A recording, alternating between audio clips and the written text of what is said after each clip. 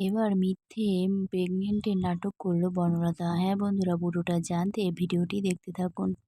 অনুভব আর বনলতার বিবাহবার্ষিকীর দিন অনুভব রেগে গিয়ে লাজুর উপর রাগ করে প্রচুর পরিমাণে ড্রিঙ্ক করে এবং সে তার নিজের হুঁশে থাকে না এবং তারপরে বনলতা অনুভবকে ঘরে নিয়ে গিয়ে শুয়ে দেয়। তখন অনুভব বনলতাকে লাজু ভাবে এবং আই লাভ ইউ লাজু এসব বলতে থাকে। তারপরে অনুভব আবার নিজেই বলতে থাকে, তুমি কি লাজু? না না, তুমি তো লাজু নও, লাজু কেন হবে তুমি? এরকম করতে থাকে অনুভব। তারপরে ঘুমিয়ে পড়ে অনুভব। তারপরে বনলতা তার জুতো মোজা সমস্ত কিছু খুলে দিয়ে তার কাছাকাছি এসে ঘুমিয়ে পড়ে সারারাত। এরপর সকালবেলায় অনুভব দেখে বনলতা তার খুব কাছে তাকে জড়িয়ে ধরে শুয়ে আছে।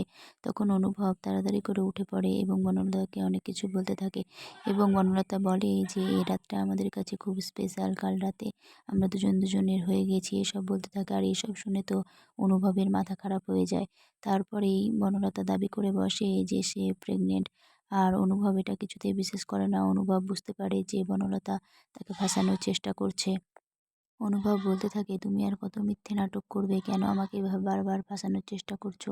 তুমি এরকম করতে পারো না, তোমার সব নাটক আমি বুঝতে পেরেছি। আমি এসব বিশ্বাস করি না, আমি এত ভুল করতে পারি না।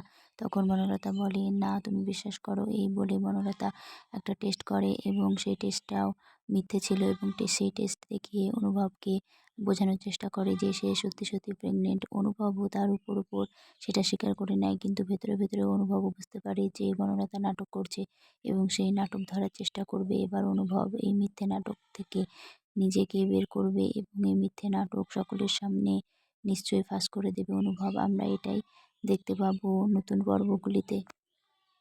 এরপরে অনুভব যখন বলে যে এইসব মিথ্যে, পরে তখন বনলতা আবার বলে যে আমি দরকার পড়লে ডিএনএ টেস্ট করব এবং তারপরে তোমাকে প্রমাণ করে দেব